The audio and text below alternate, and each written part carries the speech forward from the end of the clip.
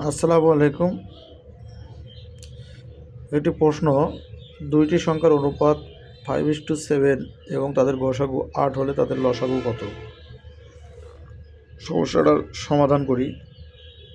অসংখ্যবার পরীক্ষা আসছিল এবং পরীক্ষায় এই অঙ্কটা বেশি একটু ঝামেলা করে মনে হলো আর কি।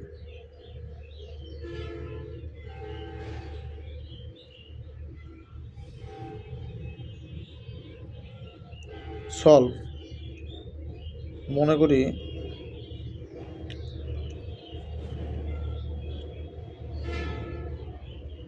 একটি সংখ্যা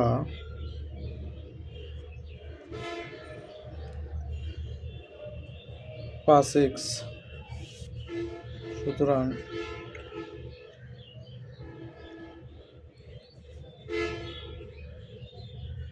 অপর সংখ্যাটি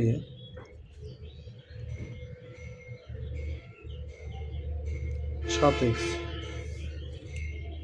আমরা জানি গসাগু মানে হচ্ছিল উভয় পাশ থেকে কমন নেওয়া। উভয় পাশ থেকে কমন নিলে যেটা হয় সেটা হচ্ছিল গসাগু। সুতরাং স্বাভাবিকভাবেই তাদের গসাগু হওয়ার কথা, গসাগু হবে উভয়টা থেকে যদি কমন নেই তাহলে এক্স। সুতরাং স্বাভাবিকভাবেই তাদের গসাগু এক্স, অর্থাৎ গসাগু ইকুয়াল এক্স ইকুয়াল 8, যেটা আমাদের এখানে বলা আছে। গসাগু 8, তার মানে গসাগু আমরা 8 পেলাম।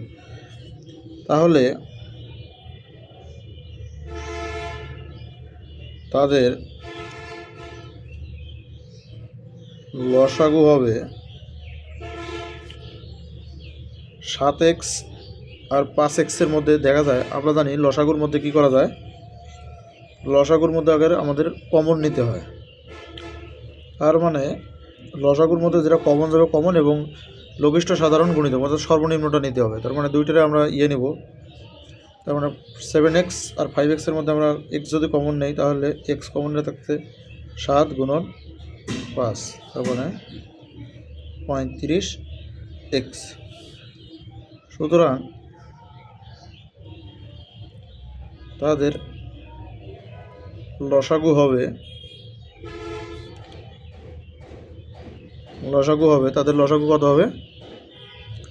35 গুণন 8। যেহেতু আমরা এক্স এর মান আগে 8 পাইছি, তাহলে 8 দিয়ে গুণ করলে 5 8 40, 0 হাতে থেকে 4, 3 8 24, 4 28, 280। এটাই আর কি, এটা সমাধান। এভাবে করলেই সহজ মনে হয়। আমি ওই অঙ্কটা আগে বিড়ম্বনা করছিলাম। তার মানে দুইটি সংখ্যার অনুপাত যদি 5:7 থাকে এবং তাদের গসাগু দেওয়া আছে 8, তাহলে তাদের লসাগু কত? স্বাভাবিকভাবেই যেহেতু অনুপাত দেওয়া আছে, তাহলে আমরা একটা অনুপাত রাশি ধরি, একটা 5x আর একটা ছিল 7x। এবং যদি হয় উভয় থেকে একটা আমরা কমন নিতে পারছি x, তার মানে এটাই হবে গসাগু। সুতরাং x ইকুয়াল 8, তাহলে তাদের লসাগু হবে 7x গুণন 5x। তাহলে তাদের গসাগু এবং লসাগু 35, তাদের লসাগু হবে 280। আপনাদের কোনো সমস্যার থাকলে আমাদের কমেন্টে দিবেন, তাহলে আমরা সমাধান করে দেওয়ার চেষ্টা করব ইনশাআল্লাহ।